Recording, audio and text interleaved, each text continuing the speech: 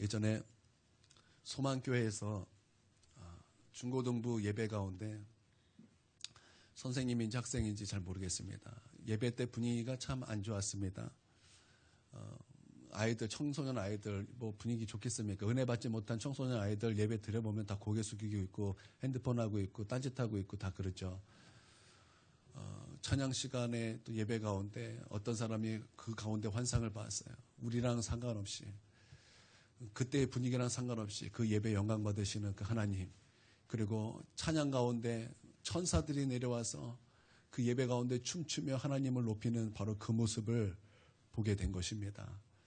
여러분, 우리 이 큰은혜 교회 이 성전 가운데도 이 예배 가운데 우리의 어떠함과 상관없이 하나님을 영광 받으시고 우리 하나님은 찬양 받으시고 우리가 보지 못하지만 천사들이 이곳에 와서 하나님을 찬양하고 예배 가운데 기뻐하며 춤추며 뛰노는 것을 확신하고 믿습니다. 이사야가 우시야가 죽던 때 성전에 들어갔을 때 하나님의 영광을 보았습니다. 그때만 하나님의 영광이 있었을까요? 다른 날은 없었을까요? 아니요, 다른 날도 있었을 것입니다. 그때는 보지 못했어요. 그때는 보지 못했을 것입니다. 여러분, 이곳에 하나님의 영광이 자정하고 계십니다. 하나님의 임재가 이곳에 자정하고 있습니다. 하나님의 임재가 이곳에 충만합니다. 우리가 그 임재 가운데서 여러분 주님을 갈망하고 사모하고 여러분 주님을 먹고 마시며 여러분 그렇게 주님께 나아가시길 바랍니다. 누가 하나님의 임재 가운데 거합니까? 누가 하나님의 영광 가운데 거합니까? 사모하는 사람이 거합니다. 그것을 원하는 사람이 받는 것입니다. 주님께서는 누구에게 주신다 그랬어요? 누구에게 배부르게 하신다 그랬습니까? 오는 사람에게라 그랬어요. 나에게 오라. 그러면 내가 너에게 값없이 생명수를 먹이리라. 먹는 자는 굶주리지 아니할 것이요 목마르지 아니할 것이요 그 속에서 영생하도록 솟아나는 생명수가 그 배 안에서 흘러나오리라. 할렐루야. 여러분, 그냥 있는다고 생명수가 우리 가운데 솟아나는 것이 아닙니다. 여러분, 우리가 가만히 있는다고 해서 하나님의 은혜가 우리 가운데 부어지는 것이 아닙니다. 여러분, 사모하는 자에게 배부를 것입니다. 사모하는 자에게 그의 주의 놀라운 은혜가 부어지게 될 것입니다. 희한해요. 어떤 사람은 같은 장소에서도 어떤 사람은 놀라운 은혜를 받지만 어떤 사람은 거기서 냉랭함을 받고 돌아가는 사람이 있습니다. 여러분, 사모하는 자에게 하나님의 은혜가 부어지는 것입니다. 여러분, 그러나 난 이것이 돌파돼서 여러분 우리의 사모함이 하나님의 영광을 끌어들여서 이곳에 하나님의 영광이 가득하여 그 누구든지 하나님의 영광을 다 경험하게 되는 그러한 은혜가 우리 큰은혜 교회 가운데도 있게 되게 주님의 이름으로 축원드립니다. 하나님은 가끔가다 가시적으로 하나님의 영광을 보여주십니다. 제가 예전에 어떠한 동영상을 여러분에게 보여준 적이 있었습니다. 베델교회에서 하나님을 찬양할 때 그 찬양이 아직도 기억나요. 요한계시록 찬양이죠. 하나님의 그 영광의 가치를 찬양하면서 그 찬양하는 그 가운데 갑자기 하늘에서 연기가 확 내려오는 거예요. 그 연기가 확 내려오면서 금가루가 뿌려지는 거예요. 여러분, 이건 사람이 연출로 되는 것이 아닙니다. 여러분, 그건 하나님의 영광이에요. 여러분, 성경에서 뭐라고 기록하고 있습니까? 하나님의 영광은 구름 가운데 임재하신다 그랬어요. 여러분, 믿습니까? 하나님은 때로는 그 영광을 가시적으로 보여주십니다. 하나님의 영광의 구름이 교회 안에 내려오는 것입니다. 여러분, 영광이 영어로 무엇입니까? 영광이 영어로 무엇이죠? 글로리죠. 근데 글로리하고 골드하고 비슷하지 않습니까? 여러분, 성경에서 금은 영광을 상징합니다. 그래서 하나님의 영광이 임한 곳에 때로는 금가루가 뿌려져요. 여러분, 처음 들으시나요? 여러분, 이런 것이 진짜 이 땅에 이 세계 가운데 가끔 하나님께서 하나님의 영광을 가시적으로 보여주실 때가 있어요. 그래서 제가 그 동영상을 여러분 아주 예전에 한번 보여준 적이 있는 기억이 있습니다. 기억나시는지 모르겠어요. 여러분, 하나님의 영광이 교회에 있고 또한 그 영광이 가시적으로 이 큰은혜 교회 가운데도 나타나길 바랍니다. 그 신기하더라고요. 하나님의 영광이 딱 나타나고 금가루가 뿌려지니까 이렇게 금가루가 막 모여요.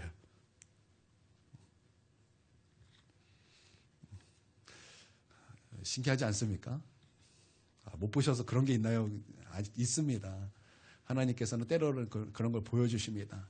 우리 큰은혜 교회도 하나님의 그 영광을 구하고 얼굴을 구하고 임재를 구하는 그곳에서 하나님께서 우리 가운데도 보여주시길 바랍니다. 그게 희한해요. 그런 영광이 나타날 때요, 아픈 사람이 그 영광 옆에 있으면 치유가 된대요. 거기에 굉장한 하나님의 놀라운 역사가 많이 나타나는데 우리 교회도 그런 역사가 있길 바랍니다.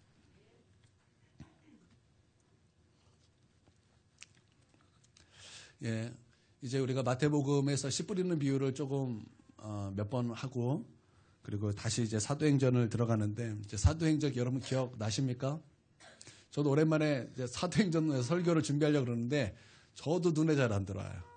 뭐 이제 흐름이 끊겨져가지고 저도 잘 눈에 안 들어오더라고요. 그래서 다시 한번 여러분 이제 사도행전 오늘 말씀을 듣고 계속 이제 사도행전을 이어갈 때 또 우리 가운데도 사도행전의 놀라운 역사가 나타나길 바랍니다. 베드로와 요한이 성전에 기도하러 올라가게 되었습니다. 여러분 항상 기적은 기도를 통해서 나타나게 되는 것입니다. 여러분 믿으십니까? 여러분 우리가 예수 믿는 것에서 기도를 뺀다면 우리의 신앙생활은 죽음과 같습니다. 여러분 기도하지 않고 어떻게 신앙생활을 할 수 있다고 말할 수 있겠습니까? 여러분 기도하지 않고는 그 어떤 역사도 이 교회 가운데 일어날 수 없게 된다는 것입니다. 여러분 이것을 믿으십니까? 또한 이것을 여러분 동의하십니까? 그래서 우리는 마땅히 기도하는 사람이 돼야 된다고 여러분 확신하십니까? 여러분 우리는 기도해야 되는 것입니다. 기도를 통해서 하나님의 은혜를 받고 하나님 가운데 있는 그 능력을 우리도 받아야 되는 줄 믿습니다. 많은 사람들이 우리가 전도해야 되는 것은 다 알고 있습니다. 또한 하나님의 능력이 나타나야 되는 것도 다 알고 있습니다. 그러나 기도하지 않아요. 그것은 믿지 않는 거예요. 여러분 기도해야 될 줄 믿습니다. 기도는 반드시 해야 되는 거예요. 기도는 내가 해도 되고 안 해도 되는 것이 아니라 마치 내가 숨을 쉬는 것처럼 내가 공기를 들여 마시고 뱉는 것처럼 여러분 기도는 그런 것과 같습니다. 여러분 기도를 통해서 우리는 하나님을 호흡합니다. 하나님을 먹고 마시고 기도를 통해서 우리는 그런 호흡을 하게 된다는 거예요. 여러분 기도가 우리 삶에서 빠진다면 우리는 숨 안 쉬고 사는 것과 같습니다. 숨 안 쉬고 살면 어떻게 됩니까? 죽는 거죠. 뭐 죽는 거예요. 우리의 영이 죽을 수밖에 없는 것입니다. 여러분 기도하지 않는 크리스천들 통뼈예요. 용가리 통뼈입니다. 왜 기도하지 않습니까? 이거는 큰일 나는 거예요. 여러분 마땅히 우리는 기도해야 될 줄 믿습니다. 여러분 우리가 십자가의 놀라운 진리를 우리가 조금만 살펴보고 그 진리를 우리가 조금만 묵상한다 하면은 우리가 왜 기도해야 되는지를 우리 분명하게 알 수 있다는 것입니다. 여러분 예수님께서 이 땅에 오실 때 두 가지 이름으로 오셨다고 성경은 기록하고 있습니다. 첫 번째는 예수라는 이름으로 이 땅에 오셨습니다. 여러분 예수의 뜻은 무엇입니까? 그들이 자기 백성을 그들의 죄에서 구원하시겠다. 구원자로서 주님께서 이 땅에 오셨다라는 것입니다. 그래서 예수님은 십자가에 피 흘리심으로 말미암아 우리의 죄를 십자가에서 흘리신 피로 말미암아 씻기셨다라는 것입니다. 여러분 이것을 믿으십니까? 그래서 예수님은 예수라는 이름으로 오셨다라는 것입니다. 또한 한 가지 더 이름이 더 있는 것입니다. 같은 이름이지만 다른 이름이에요. 여러분 예수님의 또 다른 이름이 무엇입니까? 임마누엘로 오셨다라는 것입니다. 하나님이 우리와 함께 계시기 위하여 이 땅에 오셨다. 그런 뜻으로 오셨다라는 거예요. 여러분 다시 말하면 무엇입니까? 하나님과 우리는 원수되었습니다. 하나님과 우리는 만날 수 없는 그런 존재였다라는 것입니다. 그래서 예수님이 이 땅에 오시기 전에는 여러분 우리가 하나님과 만날 수 있었습니까? 만날 수 없었습니다. 우리가 늘 가까이, 하나님의 인자는 우리가 늘 가까이 있었습니다. 하나님의 성전 안에 있었지만 그 하나님의 성전 안에 있는 그 임재를 만날 수는 없었어요. 하나님께서 우리의 죄로 말미암아 막으셨다라는 것입니다. 여러분 이것을 믿으십니까? 그랬던 하나님의 임재가 예수 그리스도로 말미암아 그분이 휘장이 되시고 그분이 성전이 되셔서 그 육체가 무너짐으로 말미암아 그 육체가 십자가에서 살을 찢기고 피를 흘림으로 말미암아 그 휘장이 찢어지고 그 성전이 무너져서 하나님의 임재가 이제는 어떻게 된 거예요? 모든 사람에게 나타나게 되었다라는 것입니다. 여러분 이것을 믿으십니까? 그래서 임마누엘 하나님이 우리 가운데 임하셨다라는 거예요. 이제는 우리 가운데 가려졌다 하나님의 임재가 우리 가운데 활짝 열리게 되었다라는 것입니다. 그러므로 그냥 교회만 나온다고 하나님의 임재를 딱 받냐? 여러분 그것이 아니라는 거예요. 우리 가운데 화목직분을 우리는 회복해야 될 줄 믿습니다. 여러분 우리 가운데 화목직분을 회복해야 된다는 거예요. 하나님과 우리가 원수되어 만날 수 없었지만 이제는 예수 그리스도의 십자로 이제 화목하게 되었으니 이제는 하나님과 날마다 교제하며 살아야 된다는 거예요. 할렐루야. 그러므로 여러분 예수 그리스도를 믿는다 그러면 바로 하나님과 교제를 시작해야 되는 거예요. 하나님과 기도 생활을 시작해야 된다는 것입니다. 만약 이 진리를 알고도 하나님 앞에 기도하는 것을 게을리하고 내가 하나님 앞에 나와 기도하는 것을 중요하게 여기지 않고 그 어떤 것을 더 기뻐하고 그 어떤 것을 내가 더 즐거워하고 그것에 더 나의 기쁨을 둔다면 여러분 하나님의 심판대 앞에서 결코 심판을 피하지 못하게 될 것입니다. 나는 이것을 확신합니다. 왜냐하면 여러분 요한복음 15장에 보면 주님께서는 분명하게 이렇게 기록하고 있습니다. 나는 참 포도나무요 너희는 가지니 이렇게 말씀하고 있다라는 거예요. 예수님과 우리의 관계를 말씀하고 있다라는 것입니다. 여러분 우리는 가지라고 말씀하고 있습니다. 예수님은 참 포도나무라고 말씀하고 있습니다. 그러면 우리는 어떻게 된다라는 것입니까? 붙어 있어야 된다라는 거예요. 누구에게 붙어 있어야 된다고요? 예수님에게 붙어 있어야 된다라는 것입니다. 붙어 있으면 뭐합니까? 붙어 있으면 뭐합니까? 붙어 있어서 그 포도나무에서 나오는 그 수액을 먹고 자라야 된다라는 거예요. 그런데 그 수액을 먹고 자라지 않으면 어떻게 된다라는 것입니까? 마르게 되고 그 마른 가지는 어떻게 된다고요? 땔감 된다고요. 그 주님의 말씀 아닙니까? 그렇게 기록하고 있잖아요, 성경이. 여러분 우리가 가볍게 여기면 안 돼요. 우리는 믿어야 될 줄 믿습니다. 하나님의 말씀을 하나님의 말씀처럼 믿어야 될 줄 믿습니다. 예. 항상 우리 삶에 기도가 있어야 될 것이요. 뿐만 아니라 하나님의 능력과 하나님의 권능과 하나님의 역사는 분명히 기도를 통해서 우리 가운데 역사하게 된다는 것입니다. 베드로와 요한이 성전에 기도하러 갈 때, 여러분 성전에 기도하러 갈 때 벌써 기적이 시작되는 것입니다. 성전에 기도하러 갈 때 성전 미문에 구걸하다 안전뱅이를 만나게 되었습니다. 이 안전뱅이는 베드로와 요한을 바라보았습니다. 또한 베드로와 요한도 이 안전뱅이를 바라보게 되었습니다. 여러분 기도하러 갔던 그 요한과 베드로의 마음속에 이제 곧 성령님께서 어떠한 일을 행하신다라는 그 어떠한 확신 가운데 들게 되었습니다. 그리고 베드로가 안전뱅이에게 선포했습니다. 나는 은과 금은 없다. 그러나 나에게 있는 이것을 너에게 주겠다. 그것은 곧 나사렛 예수 그리스도의 이름으로 일어나 걸어라. 그리고 그 손을 잡아 일으켰을 때 그 안전뱅이가 다리에 힘을 얻고 일어나 걷고 뛰며 성전에 들어간 하나님을 찬양하고 영광드리게 되었다라는 것입니다. 여러분 누가 이런 말을 당당하게 할 수 있겠습니까? 여러분 누가 나사렛 예수 그리스도의 이름으로 일어나 걸어라 그렇게 담대하게 말할 수 있겠습니까? 하나님만이 할 수 있는 줄 믿습니다. 하나님의 성령이 베드로에게 역사하여 주셔서 베드로는 예수 그리스도의 이름으로 일어날 것을 선포했던 것입니다. 여러분 하나님은 하나님께서만 하실 수 있는 말씀은 하십니다. 할렐루야. 하나님께서 아담과 하와를 창조하셨습니다. 그리고 에덴 동산에 아담과 하와를 두시면서 말씀하셨습니다. 너는 에덴 동산을 다스리고 지켜라. 그리고 선악을 알게 하는 나무 열매를 너희는 먹지 마라. 먹는 그날에 너희는 반드시 죽으리라. 정령 죽을 것이다. 주님께서는 아담과 하와에게 그렇게 말씀하셨다라는 것입니다. 여러분 이 말을 사람이 과연 할 수 있겠습니까? 사람이 선악과 먹으면 죽는다 먹지 마라. 여러분 그게 사람이 할 소리입니까? 아니라는 것입니다. 그 말씀은 하나님만이 하실 수 있다라는 것입니다. 여러분 이것을 믿으십니까? 예수님께서는 또한 이렇게 말씀하셨습니다. 나보다 자녀를 더 사랑하는 자는 내게 합당하지 않다. 여러분 이 합당하다라는 그 말의 원어적인 의미는 가치라는 말입니다. 그러니까 무슨 말이에요? 나보다 자녀를 더 사랑하는 사람은 내게 가치 없다. 이게 예수님의 말씀이죠. 또 나보다 부모를 더 사랑하는 자 내게 합당하지 않다. 십자가를 지고 나를 따르지 않는 자 내게 합당하지 않다. 나보다 재물을 더 사랑하는 자 내게 합당하지 않다. 여러분 이렇게 말씀하실 수 있는 분은 사람이 아니라는 거예요. 그분은 사람이 아니라는 것입니다. 그분은 하나님이시라는 것입니다. 하나님이시기 때문에 하나님이 하실 수 있는 말씀을 하신다라는 것입니다. 여러분 이것을 믿습니까? 그러므로 하나님이면 되는 거예요. 그러므로 하나님의 말씀이면 우리는 충분하다라는 것입니다. 여러분 하나님이면 충분하고 하나님의 말씀이면 여러분 충분하십니까? 하나님께서 모세를 이스라엘의 인도자로 애굽에 보내실 때 하나님께서 모세에게 하셨던 말씀이 있습니다. 히브리어로 말씀하셨겠죠. 영어로는 뭐라고 말씀하셨나요? I am who I am. 나는 스스로 있는 자다. 여호와란 뜻이죠. 나는 여호와다.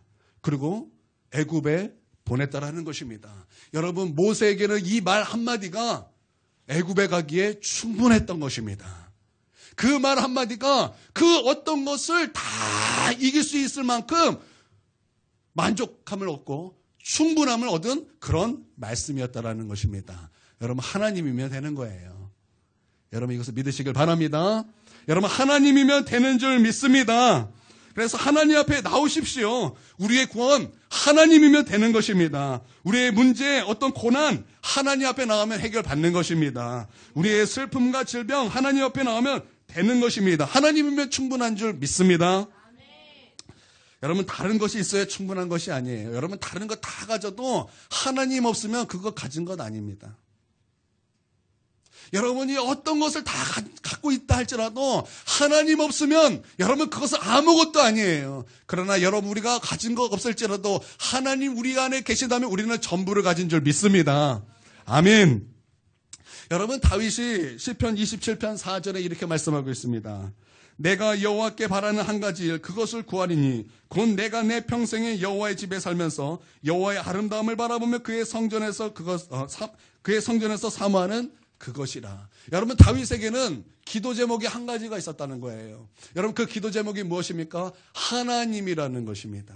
그가 원했던 한 가지는 하나님이었다라는 거예요. 하나님의 아름다움을 사모하는 것, 하나님의 아름다움을 바라봤다라는 것, 하나님의 임재와 하나님의 얼굴을 구하는 것, 그에게는 딱 한 가지 기도 제목, 그것이 바로 그것이었다라는 것입니다. 여러분 다윗의 기도 제목은 왕이 되는 것이 아니었습니다. 다윗의 기도 제목은 어떠한 장군이 되는 것도 아니었습니다. 다윗의 기도 제목은 어떠한 것을 이루는 것이 아니었습니다. 다윗의 일평생 기도 제목은 단 한 가지였다라는 것입니다. 하나님의 얼굴을 구하는 것, 하나님의 영광을 구하는 것, 하나님을 구하는 것, 그에게 있어서 딱 한 가지는 바로 그것이었다라는 것입니다. 여러분 다윗은 시인이었습니다. 그러나 그는 시인으로서 어떤 시상을 떠올리기 위하여 밤을 새우거나 어떠한 노력을 하지 않았습니다. 그는 하나님의 성전 앞에 엎드려 무릎을 꿇고 하나님의 아름다움을 사모할 때 거기서 하나님을 높이며 하나님을 높였던 그 고백이 바로 시가 되었고, 여러분 그 시를 우리가 잘 보면 얼마나 그 시가 아름다운지, 얼마나 그 시 한 단어가 얼마나 아름다운지 마치 하나님의 아름다움을 보고 있노라 한 것 같은 그런 아름다움을 느끼게 된다는 것입니다. 여러분 어떤 시를 보십시오. 그 다윗이 하나님께 고백했던 그 아름다운 시편을 따라갈 수 없다라는 것입니다. 여러분 그 시편을 우리가 깊이 묵상하고 우리가 깊이 사랑하고 그 말씀을 우리가 보고 다른 시를 볼 때 너무 그 시가 유치하게 느껴질 만큼 여러분 그 하나님의 아름다움을 바라보며 고백했던 그 시는 너무나 아름다웠다라는 거예요. 여러분 그것은 그가 노력해서 얻은 것이 아닙니다. 그것은 그가 그 아이디어와 영감을 얻기 위하여 무엇을 해서 얻은 것이 아니라는 것입니다. 그는 하나님을 바라보면서 하나님을 높일 때 하나님을 높이며 고백할 때 나오는 그 고백이 바로 그 아름다운 시가 되었다라는 거예요. 여러분 또한 다윗은 연주자였습니다. 그가 연주하면 그 놀라운 가락 소리가 들렸고 그가 연주할 때는 너무나 아름다운 가락이 울려 퍼지게 되었다라는 것입니다. 뿐만 아니라 여러분 다윗이 연주하면 하나님의 놀라운 영광이 또한 임재하게 되었다라는 것입니다. 어느 하루는 사울왕이 그 귀신 들려서 그 머리에 번뇌할 때, 귀신 들려서 그 영혼이 너무나 고통받을 때 다윗이 악기를 가지고 그 아래서 연주를 하게 되었습니다. 연주를 할 때 아주 거기에 놀라운 일이 벌어졌습니다. 그 사울왕 안에 있었던 그 귀신들이 깜짝 놀란 거예요. 왜 놀랐습니까? 그 전에는 이런 일이 없었어요. 그 누구도 이런 일을 행한 사람이 없었습니다. 근데 다윗이 악기를 연주했더니 갑자기 하나님의 영광과 임재가 임하는 것입니다. 그러고 나서 귀신이 놀래 자빠진 거예요. 그래서 귀신은 그 자리에서 떠나갈 수밖에 없게 되었던 것입니다. 여러분 그렇게 된 이유가 무엇입니까? 그런 하나님의 그 연주 가운데 하나님의 영광을 임했던 여러분 그 이유가 무엇입니까? 다윗의 기도 때문이었다라는 거예요. 다윗은 늘 하나님을 구하는 사람이었고 다윗은 하나님의 그 얼굴을 구하는 사람이었기 때문에 하나님을 구할 때 그 안에서 있는 하나님의 임재가 악기 연주할 때 풀어지게 되었고 하나님의 영광이 나타나게 되었다라는 것입니다. 할렐루야. 또한 다윗은 장군이었습니다. 다윗은 위대한 그냥 장군이 아니에요. 위대한 장군이었다라는 것입니다.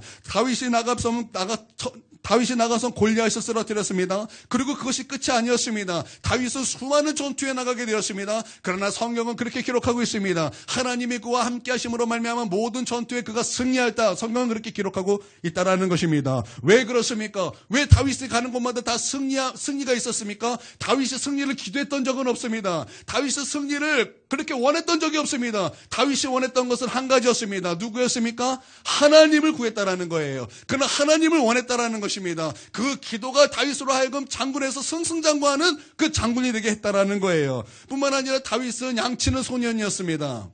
다윗은 양치는 소년이었다라는 거예요. 양치는 소년에서 나중에 그가 무엇이 되었습니까? 이스라엘의 아주 대표하는 그 왕이 되었다라는 것입니다. 여러분 지금도 이스라엘 국기를 보면은 그 국기에 무엇이 있습니까? 그 국기에 무엇이 그려져 있습니까? 이스라엘은 별이 그려져 있습니다. 근데 그 별이 무엇을 상징하는 것입니까? 다윗별이에요. 이스라엘의 국기의 그 별의 상징은 다윗 별이라는 것입니다. 여러분, 그만큼 이스라엘에서 다윗은 위대한 왕이라는 것입니다. 하나님께서 그 양치는 소년을 높이 들어서 위대한 왕으로 삼으셨다는 것입니다. 그 이유가 무엇입니까? 그가 평생에 왕을 구했기 때문이었습니까? 아닙니다. 하나님께서는 다윗을 볼 때 그는 내게 합당한 사람이었다, 이렇게 하나님께서 말씀하고 있다는 것입니다. 그리고 그에게 하나님께서는 그 특별한 실질적인 은혜를 부어주었다, 성경은 그렇게 기록하고 있다는 것입니다. 왜 그렇습니까? 여러분, 왜 그렇습니까? 그의 기도 제목 때문이었습니다. 그가 원했던 것은 그 어떤 것이 아니라 하나님만을 그가 구했기 때문에, 하나님만을 그가 원했기 때문입니다. 하나님은 그것을 보시고 합당한 자로 여기셨고, 하나님께서는 그에게 놀라운 복으로 하나님께서 왕으로 세워주셨다는 것입니다. 다윗은 한 가지를 구했습니다. 다윗은 딱 한 가지를 구했습니다. 그러나 이 한 가지는 한 가지가 아니라 이 한 가지는 전부였던 것입니다. 여러분, 하나님이 전부인 줄 믿습니다. 여러분, 하나님이 전부인 줄 믿습니다. 여러분, 우리의 마음속에 어떤 의심이 들고 우리의 마음속에 하나님 앞에 아마 따질 수도 있을 수 있을 것입니다. 하나님, 그게 말이 됩니까? 이 세상에는 좋은 것이 얼마나 많은데, 이 세상에는 내가 노력해도 얻을 수 있는 것이 얼마나 많은데. 아닙니다. 하나님이 전부입니다. 여러분, 이것을 믿으시길 바랍니다. 여러분, 이것을 신약에서 예수님께서는 이렇게 말씀하셨습니다. 너희는 먼저 그의 나라와 그의 일을 구하라. 그리하면 이 모든 것을 너에게 더하시리라. 여러분, 그의 나라와 그의 의가 어디 있습니까? 여러분, 그의 나라와 그의 의가 어디 있습니까? 하나님에게 있는 줄 믿습니다. 성령 하나님께 있는 줄 믿습니다. 우리 예수 그리스도 안에 있는 줄 믿습니다. 여러분, 로마서의 14장에 보면 이렇게 말씀하고 있습니다. 하나님의 나라는 먹고 마시는 것에 있지 않고 성령 안에 있는, 이렇게 말씀하고 있어요. 하나님의 나라는 성령 안에 있는 의와 평강과 희락이라.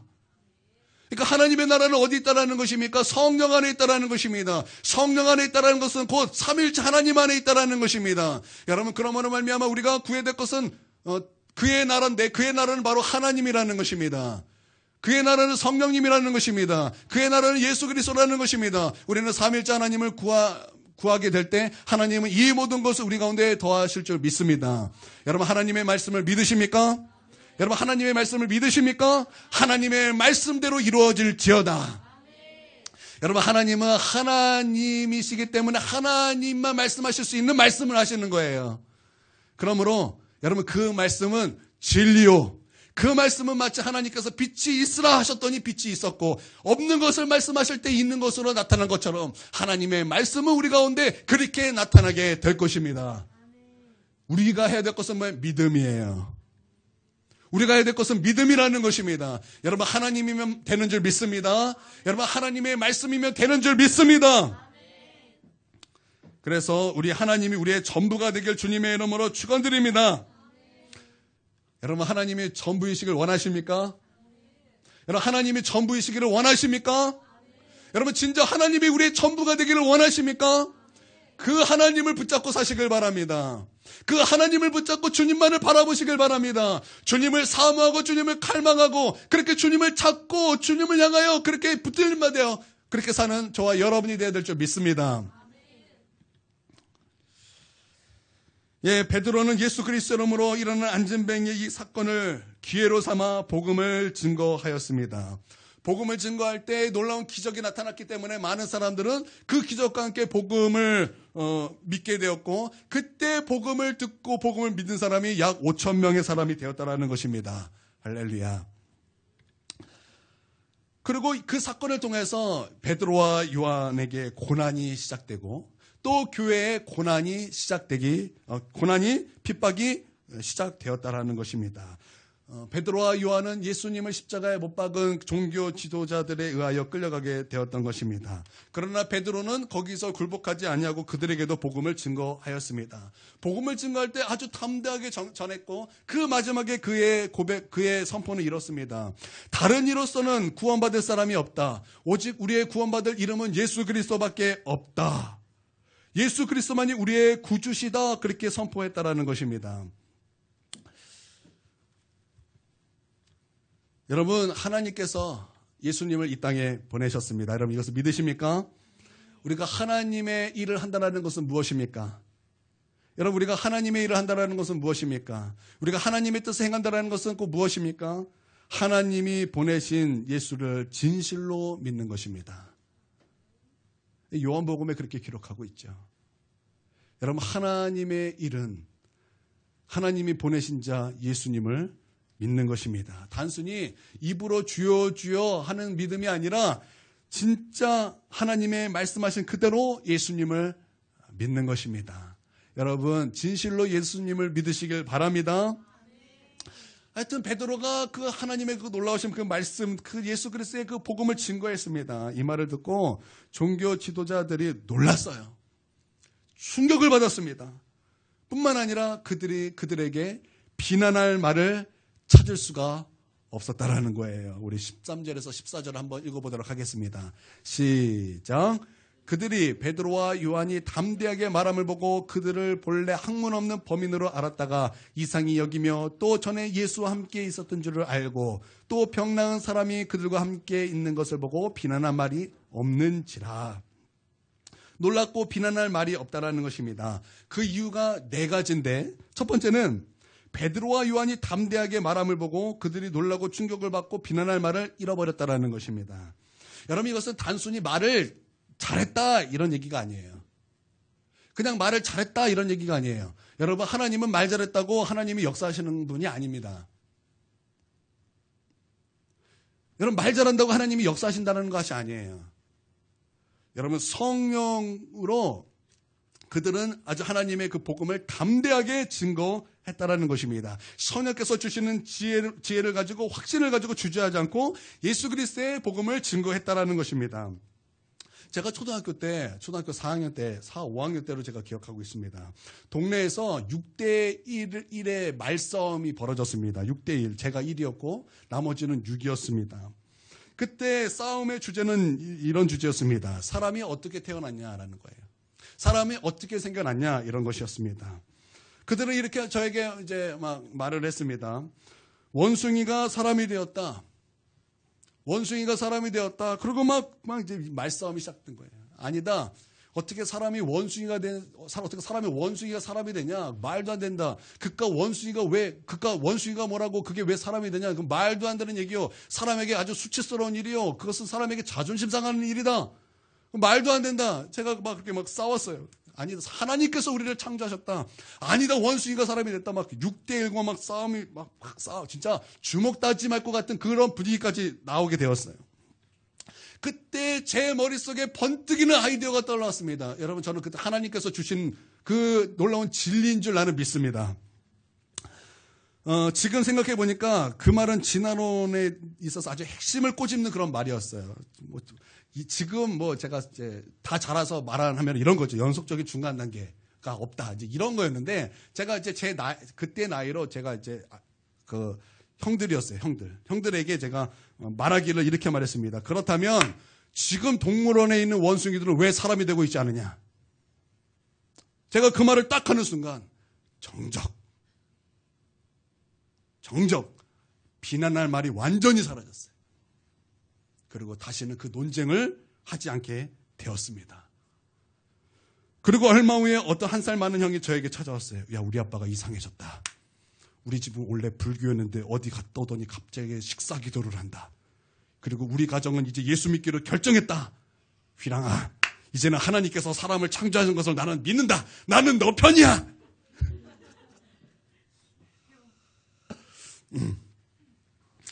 제가 살짝 각색한 거예요. 99%는 진짜 이런 말을 했어요. 예. 이런 하나님께서 주신 그 지혜로 말미암아 담대하게 말하면, 여러분, 이 세상은 우리 가운데 비난할 말이 없는 줄 믿습니다. 그 누구도 우리에게 보면 놀랄 것입니다. 할렐루야. 우리가 나가서 복음을 전할 때 해야 되는 것이 바로 이것입니다. 말의 지혜로 복음을 전하는 것이 아니에요. 우리는 가끔 말의 지혜를 가지고 자꾸 헷갈려해요. 내가 말을 못했으니까 아이고 어떻게 하나. 여러분, 말의 지혜로 하는 것이 아닙니다. 그래서 여러분, 사도 바울은 어떻게 했습니까? 말의 지혜로 하지 않고 성령의 능력으로 한다 그랬어요. 여러분 믿습니까? 여러분 아셔야 됩니다. 여러분, 사도 바울이 성경을 몇 개 기록했습니까? 대략 13개 정도 기록했어요. 그리고 열매가 굉장히 많습니다. 그런데 여러분 아셔야 될 것이 있습니다. 사도 바울은 설교 못했어요. 그는 말을 잘하지 못했어요. 그는 글을 잘 썼지 말을 잘하지 못했다라는 거예요. 그런데 그가 그럼에도 불구하고 성령의 능력을 의지하고 담대의 복음을 증거할 때 얼마나 많은 열매가 있었다라는 것입니까? 여러분, 말 잘하는 거 갖고 하나님이 쓰시는 것이 아니에요. 우리는 성령의 담대함을 가지고 나아가서 하나님의 복음을 전해야 될 줄 믿습니다. 예전에 우리 교회에 김설의 권사님이라는 분이 계십니다. 그분이 이제 우리 하온이 맞나요? 임신했을 때, 우리 사모님 임신했을 그 시기, 아닌지? 하엘인가요? 오근사님 언제 오셨어요? 몇 년 전에 오셨지? 하온이 태어날 때쯤인가요? 임신했을 때쯤. 그때쯤에, 그 조금 전이었어요. 저희 권사님이 나가서 광야에 외치는 자의 세례 요한도 아닌데, 세례 요한을 따라서 광야에 외치는 자로서 복음을 증거하기로 결단하셨습니다. 처음에는 집집마다 돌아다니면서 축구 전도를 했는데 이거 아니다. 그래서 그 마음에 이건 아니야. 이거 뭔가 더 확실한 게 있어야 돼. 그러고 나서 이제 저기 여러분 아시죠? 드림디포 거기에 아주 딱 스크린의 교회 딱 두르고 광야에 외치는 자의 소리처럼 막 복음을 신호등 있는 거기에서 아주 신호등 멈춰 있는 그 시간 아주 딱 정해서 아주 복음을 다다다다다다 큰 소리로 이제 증거하는 것을 몇 개월 했습니다. 그때 처음에 제 어머니인데 어머니가 그게 너무나 두려워해주고 밥을 못 먹는 거예요. 먹으면 막 배탈 나니까 너무 두려워해주고 그래서 하느님 앞에 기도하고 말씀 읽으면서 하나님의 그 담대함을 구하면서 나가서 이제 막 복음을 전하는데 이제 저희 권사님만 이제 전할 수 없으니까 이제 사모님도 같이 나가는 거예요. 사모님은 같이 나가니까 전도사님도 이제 한 번씩 이제 쉬는 날 가요. 그러니까 주의도 가끔 몇 번씩 참석해. 그러고 나서 전도를 한 사람도 안 됐어요, 사실. 그런데 하나님께서 그때 영혼들을 보내주셨는데 그때 왔던 사람이 환열이, 오건사님, 예은이, 현종이에요. 여러분, 하나님께서는 말 잘한다고 사용하시는 게 아니에요. 담대하게 복음을 증거할 때 하나님은 역사하시는 줄 믿습니다.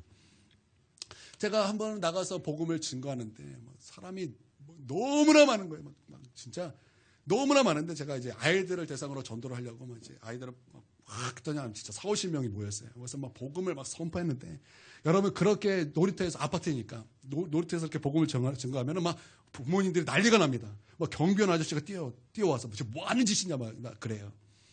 예수 안 믿는 사람은 그게 뭐 하는 짓이에요. 그러나 예수 그리스도를 믿는 우리는 사람이 영원히 구원받아야 된다는 것을 아는 우리에게는 정말 중대한 문제인 것입니다. 왜냐하면 그들이 지옥 가지 말고 천국 가야 되기 때문에. 저는 그곳에서 막 복음을 증거하는데 막 경비 아저씨가 오더니 지금 뭐 하는 짓이냐면서 막 회방을 하는 거예요. 그때 막 갑자기 막 믿음의 담대함이 생겨가지고 제가 이렇게 선포했어요. 아저씨도 예수님을 믿고 구원받아야 됩니다. 비난할 말을 찾지 못했어요. 그리고 그 아저씨는 그냥 돌아가셨어요. 그냥 죽으셨다는 게 아니라 그냥 본연의 자리로 돌아가셨어요. 그리고 복음을 전했고 거기서 많은 영혼들이 예수님을 믿겠다 결단을 하고 그랬던 적이 있습니다. 여러분 담대해지십시오. 여러분 그냥 담대해집니까? 아니에요. 영적인 그 힘으로 담대해지는 것입니다. 여러분 기도하십시오. 기도함으로 말미암아 하나님께서 주신 그 담대함으로 일단 나가서 복음을 증거하는 저와 여러분이 되길 바랍니다.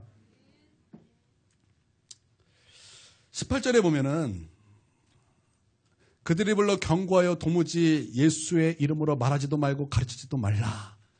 그들이 막 불렀어요. 불러서 너 예수 전하지 마라. 부인할 수 없어요. 표적과 같이 났기 때문에 부인할 수 없지만 이러면 믿어야 되는 거 아니에요? 지금 이 종교 지도자들이 지금 앞에 기적도 행하고 5,000명이 다 예수님 믿고 막 놀라운 능력이 나타나니까 이게 부인할 수 없는 거예요. 그러면 여기 뭔가 있나 보다. 우리가 잘못 알았나 보다. 그리고 한번 봐야 되는 것 아닙니까? 그런데 이들은 뭔가 욕심이었죠. 그들의 그 생업이 왔다 갔다 하는 그런 문제도 달렸기 때문에. 하여튼 안 된다. 그리고 다 부인하고 그러고 나서 베드로와 요한에게 이렇게 말했어요. 너 예수님 이름도 말하지도 말고 예수 이름으로 무엇도 가르치지 말라. 이렇게 베드로와 요한에게 말할 때 여러분 그들이 무슨 말로 대답했습니까? 여러분 그들이 무슨 말로 여러분 종교 지도자들에게 대답했습니까? 그들은 예수님을 십자가에 못 박은 장본인들이었습니다. 자칫하면 이들도 죽일 수 있는 그런 권력을 갖고 있는 자들이었습니다. 여러분 그들에게 여러분 베드로와 요한이 한 말이 무엇입니까? 너무나 담대한 말을 그들에게 전했다라는 것입니다. 너희가 하나님 앞에 있을 때 하나님의 말씀을 듣는 것이 옳은가 사람의 말을 듣는 것이 옳은가 너희는 판단하라. 우리는 보고 들은 것을 말하지 아니할 수 없다. 여러분 그들의 그 말이었다라는 거예요. 여러분 이거 소극적인 어떠한 그냥 입에 달싹달싹하는 아주 그냥 뒤에서 말하는 것이 아니에요. 그들은 어떤 성령의 탐담을 가지고 하나님 앞에서 하나님의 말씀을 듣는 것이 옳은가 사람의 말을 듣는 것이 옳은가 너희는 판단하라. 여러분 나는 이 말씀이 우리 마음속에 새겨지게 주님의 이름으로 축원드립니다. 사람의 말을 듣는 것이 옳은가 하나님의 말씀을 듣는 것이 옳은가 사람의 일을 행하는 것이 옳은가 하나님의 일을 행하는 것이 옳은가 너희는 판단하라. 우리가 보고 들은 것을 전하지 아니할 수 없노라. 여러분 이런 담대함이 우리 가운데 있어야 될 줄 믿습니다. 옆에 사람 한번 해볼까요?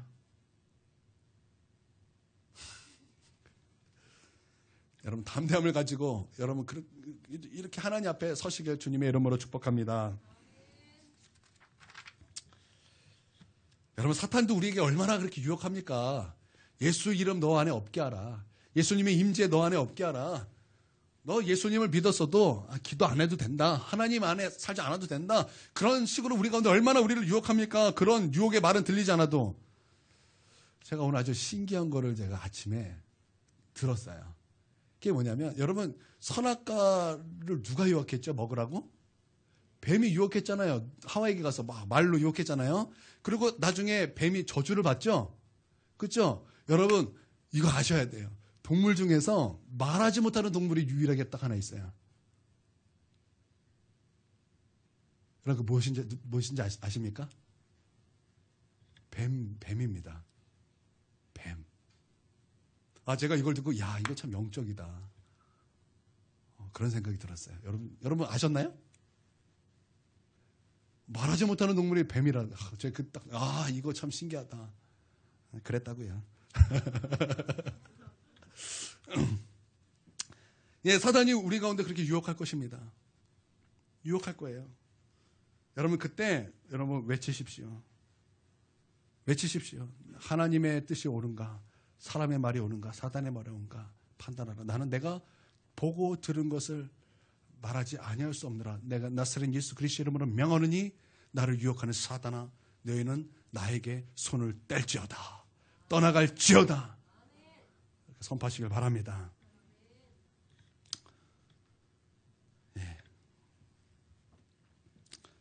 여러분 담대해지시길 바랍니다. 세상이 여러분을 통해서 놀라워할 것입니다.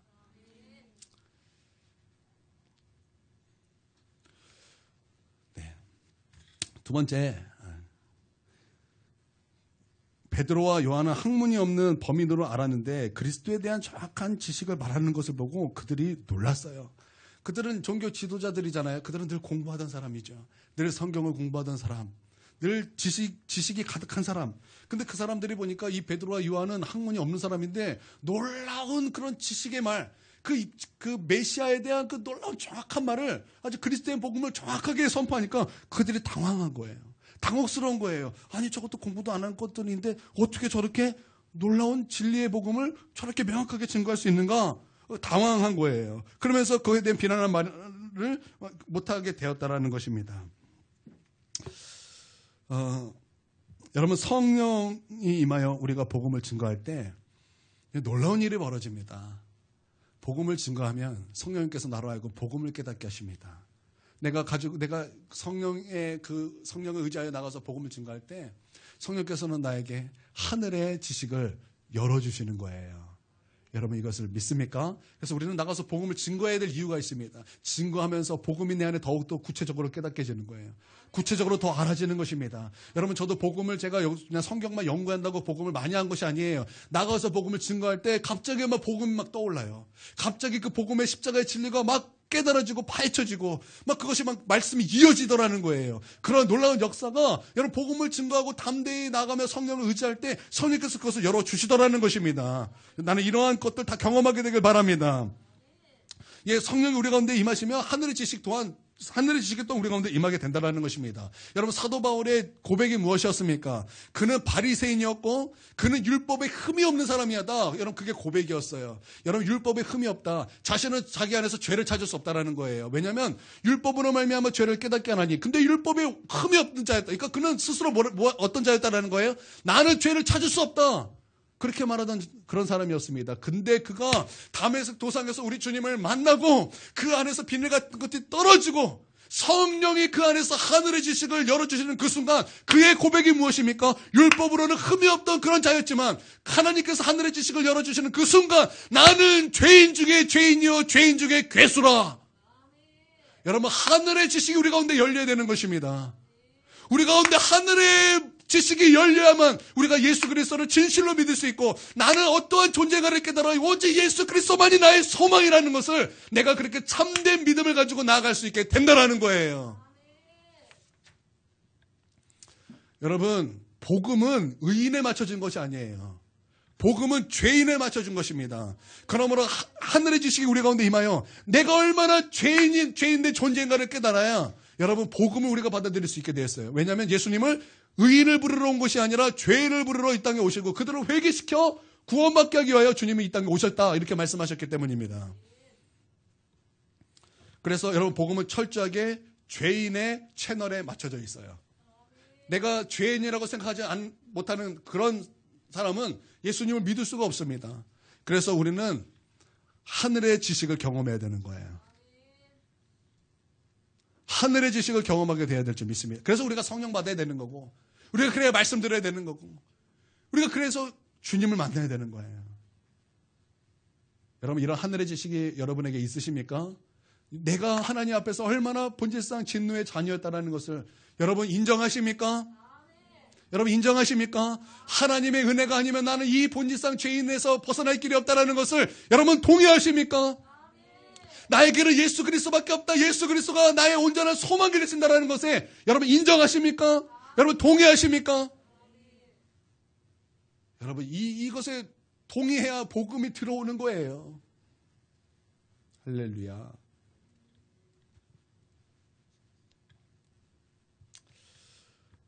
지금은 제가 연락이 안 되는데 제 친구가 사역하는 교회 송주교회라고 있습니다. 그 교회에 어떤 학생이 그래서 그 교회도 열심히 다니고 뭔가 하는 행동도 좀 뭐라 그럴까요? 왜 이제 우스갯소리로 왜 친근한 얘기로 약간 꼴통이었어요. 친근한 말로 약간 꼴통 같은. 재밌어요. 아주 재밌는 아이예요. 그래서 저는 처음에 걔가 공부 못하는 줄 알았어요. 좀 공부 잘해라. 좀 그러려고 이제 말했더니 서울대 갔어요. 이 자식이 공부 못하는 애가 아니었네. 그리고 나서 이제 제 친구랑 저랑 그리고 이제 그 서울대 간 그 친구랑 걔가 이제 데리고 온 친구 고대생이었어요. 한 차를 타고 낚시를 하러 갔어요. 낚시를 하러 이제 가는데 제가 그에게 복음을 증거했습니다. 똑똑한 거를 인정해줬어요. 야, 네가 고대생이면 똑똑할 거다. 그럼 너가 한번 너의 영혼을 생각해보고 그리고 죽음을 생각해보고 한번 생각해보자. 그러면서 막 복음을 전하는데 갑자기 막 복음이 막 내 눈에 둥둥둥둥 떠다니는 것처럼 떠다니고 막 깨달아지는 거예요. 그래서 그것을 막 전했을 때 이 아이가 충격을 받았어요. 맞습니다. 그리고 그 복음에 대해서 비난할 말을 찾지 못했고 그들은 놀래 자빠져서 거기서 예수 그리스도를 영접하고 그 다음 주부터 교회 다니기 시작했어요. 아, 놀라시네.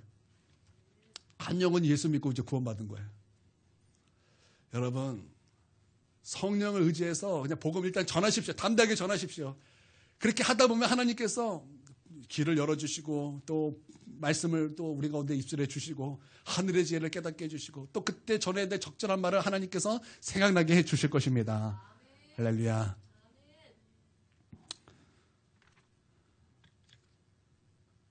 네, 세 번째는 베드로와 요한이 예수님과 함께 있었던 사람이라는 것을 알았기 때문에 놀랐어요. 그러니까 그들의 말이 거짓말이 아니라는 거예요. 그들의 말이 거짓말이 아니라 그들이 갑자기 나타난 사람들이 아니라는 거예요. 여러분, 나는 여러분들이 예수 잘 믿어서 변화되길 바랍니다.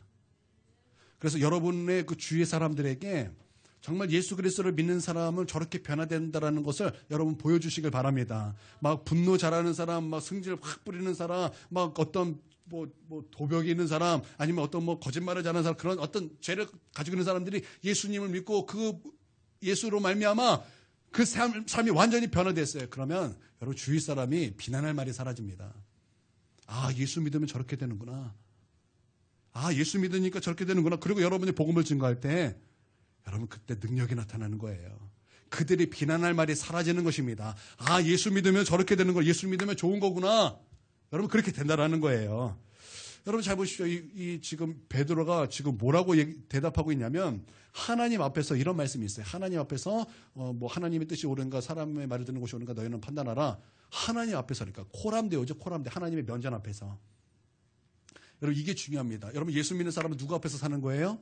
하나님 앞에서 사는 거예요. 여러분 이 청년 요셉이 보디발 아내의 그 유혹을 어떻게 이겼습니까? 어떻게 이겼습니까? 운동 열심히 해서 이겼어요? 아니에요. 그런 거 아니에요. 하나님 앞에서 내가 범죄할 수 없습니다. 그러고 이긴 거예요. 여러분 이게 중요합니다. 하나님 앞에서 사는 거. 하나님 앞에서 살 때 많은 우리의 주위 사람들, 나를 아는 사람들은 여러분 그들은 그리스도에 대한 비난할 말이 사라지게 될 것입니다. 그들은 복음을 권위 있게 듣게 될 것입니다. 여러분 복음을 권위 있게 만드는 것은 나에게 달렸어요. 옆에 사람하고 알려주세요. 복음을 권위 있게 하는 것은 당신에게 달렸습니다. 여러분 복음은 권위 있는 것입니다. 여러분 믿습니까? 복음은 하늘의 권위입니다. 여러분 그 하늘의 권위가 하늘의 권위가 되려면 그것은 나에게 달렸다라는 거예요. 앞으로 뭔가 막 예수 믿는 사람의 행동이 나오지 않을 때 그냥 슬쩍 알려주세요. 복음은 당신으로 말미암아 권위가 좌지우지 됩니다. 꼭 알려주세요. 네 번째는 병 나은 사람이 그 옆에 같이 있었기 때문에 그들이 비난할 말이 없었어요. 여러분 이게 중요해요. 이게 중요한 거예요. 여러분 이 복음의 능력이 있다는 것, 그 증거가 필요하다는 것입니다. 여러분 믿습니까? 복음이 증거됐습니다. 그런데 그 복음과 함께 그 능력이 함께 나타나면은 그 복음은 더욱더 전진하게 되는 것입니다. 여러분 믿습니까? 여러분 이것을 믿으십니까? 여러분 제가 잘 보십시오. 여러분 예수 그리스도로 말미암아 치유함이 있습니다. 이것과 이 자체도 능력이 있지만 우리 하율이가 태어나기 전에 콩팥에 물이 찼어요. 물이 차서 이대로 태어나면 큰일 난다 그래. 병원에서 막 다급했다고요. 그때 제가 하나님 앞에서 기도했어요. 제가 기도를 어떻게 했냐면 이런 표현이 딱 맞아요. 내 심장에 녹아드는 것만큼 하나님께 기도했어요. 얼마나 하나님을 간절히 찾았는지, 얼마나 내가 하나님 앞에서 얼마나 간절히 주님 앞에 주님의 이름을 불렀는지 하나님 앞에 너무나 막 진짜 내 심장에 녹아지는 것 같은 그런 기도를 하나님께 올려드렸어요. 근데 갑자기 환상이 열렸어요. 환상 같아요. 하늘에서 아주 이거는 그림 같은 너무나 예쁜 콩팥이 이렇게 딱 2개 이렇게 둥실 이렇게 내려오는 거예요. 제가 그것을 받았어요. 이렇게 받았어요. 이걸 받고 가서 사모님 배에 안수했어요. 안수하고 기도하고 다음 날이었나요? 바로 검사하러 갔더니 완전히 콩팥에 있는 물이 완전히 깨끗해졌어요. 할렐루야. 다르죠? 예수 그리스도 안에서 치유함이 있습니다. 함께 이 치유의 역사가 함께 나타나면 여러분 이게 더욱더 권위 있어지는 거예요.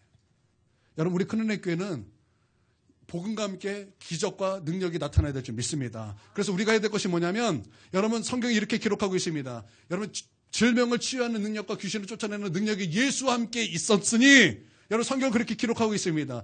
여러분 그 예수 그리스도가 우리의 마음속에 있어서 우리의 영 가운데 임하셔서 그 능력이 우리로 말미암아 흘러가게 하는 여러분 그런 훈련을 우리가 해야 된다는 거예요. 그래서 우리의 모든 성도는 하나님 앞에 기도하는 훈련,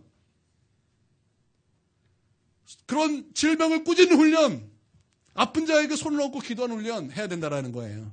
그래서 우리 큰은혜 교회도 그런 기적이 나타나고 동시에 복음에 증거하여 많은 사람들로 하여금 그 권위 있는 말씀이 우리 가운데 더욱더 강력한 역사가 될 수 있도록 우리가 그리할 때 여러분 세상은 비난할 말이 없게 되는 줄 믿습니다.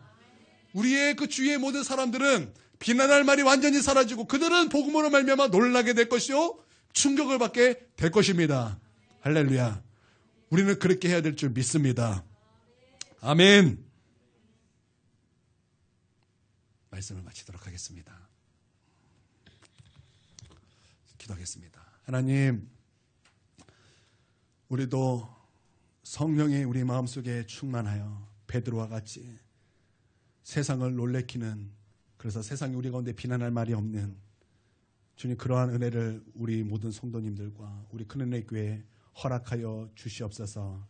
예수 그리스도의 능력이 우리 안에 있어서 그 능력을 흘러보내는 자가 될 수 있도록 아버지 하나님 우리 가운데 역사하여 주시옵소서.